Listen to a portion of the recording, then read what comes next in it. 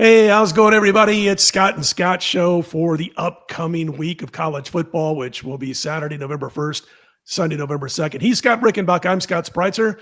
We're brought to you by DocSports.com, where both of us reside exclusively, where you can grab all of our plays any day of the week in any sport.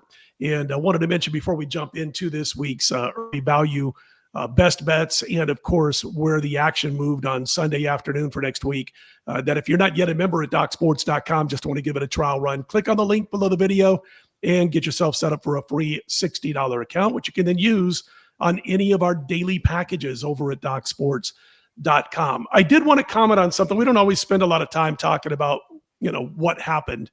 We always want to look forward on this show, but Scott, we both had 8-star plays this week, and I wanted to let everybody know who doesn't, had Mississippi State over Texas, 38-21. Mississippi State leading, getting 7 at one point of the game, and they're up 17. I mean, it's looking like this is coming home. They might score again. This might be a blowout, 45-24. I mean, totally the right side, Miss State.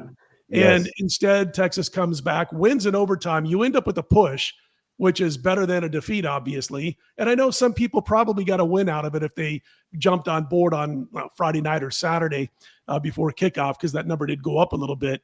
But again, it's like, man, those are tough to take. And thank God you got a push out of it, because you deserve to win, and a loss would have been horrendous. So I'm glad you at least got the push. Right. Yeah, that was a tough one for sure. So, but thankful for at least a push, but that was an unreal finish. Yeah, that was crazy. I ended up 4-1 for the weekend in football. My lone loss was unfortunately the 8-star. I had Iowa State minus the points over BYU. We had a 10-0 run with 8-star plays, and that one snapped it. And they're looking good. Midway second quarter, 24-10 Cyclones. They ended up gaining 500 yards to about 400 for BYU, but they had a run there where they committed 4 big turnovers. And you can't do that and expect to win against a decent opponent, and that's what happened. So, we'll take the 4-1. We ended up ahead for the weekend with that 4-1, and we'll move on to the next week and hopefully start a new 8-star win streak the next time I find a game worthy of 8-star status. All right, enough of that. Let's jump into the early moves from Sunday afternoon and Sunday evening, college and pro football for this upcoming week. Here we go again. We did it last week. We talked about Oklahoma being an early play last Sunday, and they lost. In fact, I was going to say that the early movement last Sunday, they had their first bad week. The sharp moves that came in on Sunday ended up not doing well this past week, but Oklahoma getting 3.5. They opened 4.5 at Tennessee. Scott, tell me what you think about this move, because that offense, I don't trust enough to play them on the road, against Tennessee. Yeah, this is a tough one here. But for Tennessee, the yardage was nearly equal. Even though they won 56-34 at Kentucky, they had a 2-0 turnover edge. So the yardage was nearly equal there. And again, this was after they lost to Alabama. In their last home game, they won by only 3 versus Arkansas, and the yardage was also nearly equal in that game, a 3-0 turnover edge for the Volunteers. So they've been banking it on turnovers lately. However, for me, it's hard to trust this Sooners team. I mean, they've lost their last 2 games when facing quality teams. That was Ole Miss and Texas, both losses. I just can't trust the Sooners here. So, yeah, I'm a little fishy on this move too, for sure, Scott. Yeah, I don't know if I'm going to be on Tennessee. That move feels kind of strange or fishy, like you said. Yes. Before the season began, I looked at that Oklahoma schedule, and I thought there's 5 or 6 losses, and I'm sticking to that. If they lose this week, it'll be their 3rd loss. And if you look, folks, just take a look at Oklahoma's remaining schedule. It's almost as tough, or maybe as tough, as what the Florida Gators are facing this season. But little surprised at the way it moved down a full point. We'll see what happens. And again, I don't think I'll be on either one of these teams this weekend. Next up to the Big Ten, Purdue at Michigan. The Wolverines open in some spots 18.5 and up to 21. In a lot of books right now as we speak, Sunday night, Monday morning. I know Barry Odom's reclamation project is at work in West Lafayette, but I've got to say they've still disappointed me a bit in Odom's first season as head coach, Scott. Maybe not everybody, but me, they have a little bit. I agree with this number at 21. If Michigan stays focused, they should be able to cover this number.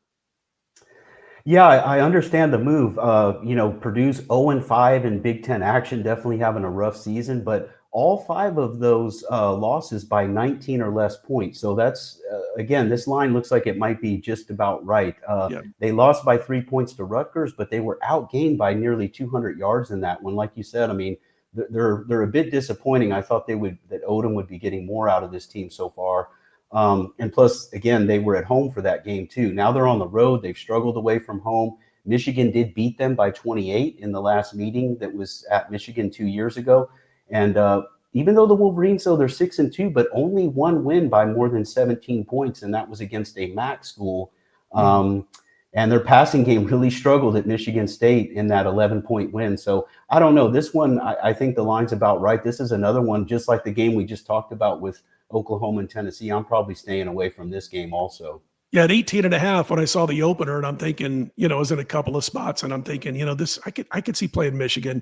Then it got to 21, and I thought, boy, that feels about right at 21. And again, they got to stay focused throughout the 4 quarters to probably cover that number. So I think it's a good spot, or a good number, I should say. Next up, also in the Big Ten, Rutgers at Illinois. Illinois has gone from an opening line of 10.5, folks, up to 13. And before the season began, Scott, I had talked about, I thought Illinois was going to take a little bit of a swing downward. And the reason I did is because they had 5 wins last year that were all 1-possession games, 2 of them in overtime. And I thought, boy, I just don't know that they can duplicate the record from last year this year without the same kind of fortune and luck. And it doesn't look like they're going to, obviously. Laying 13 here to Rutgers, second time around for Schiano and the Rutgers Scarlet Knights. Not as pretty as his first time around with Rutgers. I looked at Altmaier's numbers, by the way, for Illinois as I was handicapping this game. He's got as many interceptions as touchdown passes the last 2 weeks. I agreed. I thought 10.5 was too low in Champaign. Illinois probably goes on and wins this by 14 to 17 points, I would assume. Yeah, I think it's a good spot to fade the Scarlet Knights off a rare Big Ten win. And that was a very physical game. It was hard fought until the end. So this is going to be a tough spot for them. And remember, they had lost their 2 prior games by a combined 65 points. Illinois coming in here off back-to-back losses, but to strong teams, and they did have a bye in between there. So I think, physically they should be ready. It's their first home game since they lost to Ohio State prior to that bye. I think they're going to be ready here, and they did win by 16 at Purdue. I think that this Illinois team, we forgot about this, but early in the season, they had 3 wins, all by blowout fashion, all by 26 or more points. So they are capable against a team that they should dominate. They can dominate. And I think this is a good spot for Illinois. They're worth a look here. I agree with the move on this one. Yeah, we're both in agreement with this move on Illinois going from 10.5 up to 13. Little military action on Saturday. Army and Air Force doing battle in Colorado Springs. And this one flipped favorites on Sunday afternoon because Army opened a 2.5-point favorite. Air Force is now a 1-point favorite. I've seen anywhere from pick to 1.5 on Sunday evening, but they opened up a 2.5-point dog, the Falcons. And it's an interesting line move here. I mean, Air Force getting the action despite only 2 wins, and those wins came against Wyoming and Bucknell. The defense gives up points by the dozens. Army, they've got 2 one-score losses. That's how far they are from a 5-2 record. It's going to be interesting. And I think whoever's able to play the best on the defensive side of the football is going to come away victorious here. Yeah, 2 of the top 5 teams in the nation for rushing yards. And I think the early move is just based on Air Force having the better overall numbers on offense this season, but the better defense, has been Army. So, and generally speaking, I like to fade line moves like this. Like when the line flips, I'm usually looking at the team that was originally favored. But the fact here, I think Air Force, at least in my opinion, they faced a bit of a tougher schedule. And the other thing I like a lot here, though, actually, is that Air Force, this is a double revenge game for them. They lost the last 2 years to Army by 23-3 and 20-3. But the difference in those games was a combined 9-0 turnover edge in favor of Army. So that's what flipped the script on both those games. And I think this could be the year that Air Force flips the script on them. Army has won 6 of the last 8 meetings, but only once have they won 3 straight in this rivalry. And that's what they're trying to do this year. And that time was almost 50 years ago. From 76 to 78, they won 3 times in a row. But really, Air Force long-term has been the better team in this rivalry. And I think they're gonna get some payback this year. And the Falcons can throw the ball. I mean, they still want to run first, but they're throwing the ball a lot more than they did a decade ago. It's not quite our older brothers, I won't say our fathers, but our older brothers, Air Force Falcons, because they can put the ball in the air with success. NFL in just a minute. I wanted to talk about the other significant moves on Sunday afternoon for next week's college football. Big Ten action, Michigan State has gone from a 5.5-point dog to a 4.5-point dog at Minnesota. And, it's funny because Minnesota took on Iowa this past weekend, and we found out that their win over Nebraska was more about the Huskers that particular game than it was about the Gophers. So Michigan State getting opening day action there against Minnesota. Back to Ames, Iowa, where the Iowa State Cyclones, who I'm not really crazy about right now, I'll get over it, but they're laying 4.5 to Arizona State. In Ames, the opening line was 3. Going to tell you right now, Sam Levitt of ASU is questionable for this game, which means Jeff Sims would be quarterbacking his second game for ASU. They got their butts kicked sideways by Utah when Jeff Sims started, and the human turnover didn't even turn it over in that game. But if he's going, I'm going to take another shot with the boys from Ames if Sims has to play this game, and we'll see if that comes to fruition. But right now, Levitt is questionable. To the ACC, every time I see the name Cal or Stanford, I feel weird saying ACC. Virginia is the latest traditional ACC team moving across country to play Cal and Berkeley. Cal has gotten the opening action. They were a 3.5-point opening line fave. They're now 4.5. And USC's in Lincoln. Opening line found the Trojans laying 5. That number is up to 6.5 over the Cornhuskers. And I can just say Sunday night, 6 days in advance, I agree with that movement. I just can't get on board with my Huskers. Fortunately, got a cover on one of the free plays I did last week with Northwestern, because there was a point in the game where Nebraska could have opened it up. But guess what? Nebraska doesn't open it up against Power 4 teams. And so anyway, USC laying the money, getting the money and laying 6.5 there. Scott, let's get to the NFL. Falcons at New England, where the Patriots opened 3.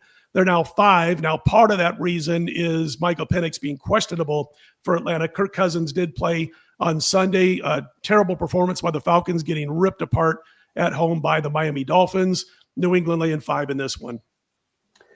Yeah, I couldn't believe the Falcons on Sunday. I don't know if they underestimated the Dolphins, because Miami came into that game 1-6 and their only win was against the Jets this season. But what a disaster for Atlanta at home in that game. Just unbelievable to me. But entering that game, the Falcons statistically are better than the 3-3 record they had entering that game. But for me, Atlanta's just a hard team to trust right now. But this Patriots offensive line, they just gave up 6 sacks to the Browns. I know they won that game huge, but I'm a little nervous about their pass protection, because it's been an issue, all season for New England, really. And the Falcons defense is going to be fired up after giving up 32 points to Miami. But to me, this one is a tough one for me to call, because the Patriots, even though they have won 5 in a row and they're 6-2 this season, 5 of their 6 wins are against teams that now have a combined 10-40 record. So I'm not too sure what to make of either one of these teams right now. Again, I know New England's at the top of the AFC East, but this was a tough call for me in this game. Next up is the Vikings at Detroit. The Lions open 8.5. They're up to 9.5. And I'm going to make this one quick, at least on my part, Scott, because, by the way, there's also 10s out there, everybody. If you're looking to back the Vikings, you can find 10s. Most are showing 9.5. Win against Minnesota on Thursday, cashed with the Chargers. Mentioned on a couple of shows last week that I would have made a bigger play on the Chargers if J.J. McCarthy would have been healthy enough to start. He didn't. It was Carson Wentz. Chargers still ripped him a new one. If McCarthy plays, I think I got to go bigger on Detroit in this one. I do not trust J.J. McCarthy as an NFL starting quarterback. He had one good quarter in the time that he's played thus far in the NFL. And I don't see a whole lot of confidence in him coming from this coaching staff. A lot of people thought he was capable of playing against the Chargers, but they sat him down anyway. But this is going to be a play for me, especially if McCarthy is on the field. Might be a bigger play for me, Scott. Yeah, the Lions are rolling, and they're off of a bye week, and they love playing at home. They tend to pile up big numbers here. 5-2 Detroit is this season, and an average margin of victory of 18 points. And as you said, I mean, the Vikings just a mess at the quarterback position right now, and they've really fallen apart since they beat the Bears to open the season. They're 2-4 since then, and the 2 wins are over teams that are combined 5-11, and that was just embarrassing how they got manhandled by the Chargers. So pass protection an issue. That's a combination of the QB situation, but also the offensive line. And I know they'll be in bounce back mode here after being embarrassed, but they're on the road, and that makes it tough. And Detroit comes in rested. One thing I do want to note, Detroit has Washington on deck, and it's the Commanders that knocked them out of the playoffs last season. Now, of course, I don't think they're going to overlook a divisional team, but just a side note there that Detroit does have a big playoff revenge game on deck next week. Next up, the Chargers at Tennessee, and the Titans. Boy, fire the coach, don't look any better. The opening line was 8.5. They're up to 10, talking about the Chargers. I'll say this, to me, it's either lay the points or stay away from the game. I just have a hard time backing Tennessee. And I always take a chance when I see you know what, I'm going to say it anyway. It's a Central Time game. Everybody assumes Tennessee is an Eastern, time zone. Central Time game. But I'm going to use this opportunity anyway to talk about one of the biggest myths in all of the NFL, which is go against West Coast teams when they're in the Eastern Time zone. And again, this one isn't, but I want to bring it up anyway. It's absolute a myth. I've been talking about this for 10 years. The West Coast team has actually been profitable in the Eastern Seaboard going back 30 years. I'm serious as a heart attack. It's amazing the way people have, put forward that myth, and it just keeps growing and growing. It's starting to come down a little bit because I've done a whole lot of shows on ESPN, Visa, and all that, Scott, where we've been able to point out that myth. So again, this one's not an Eastern Time zone situation, but I wanted to bring it up because a lot of people always think that it's an Eastern Time zone, and it absolutely is not.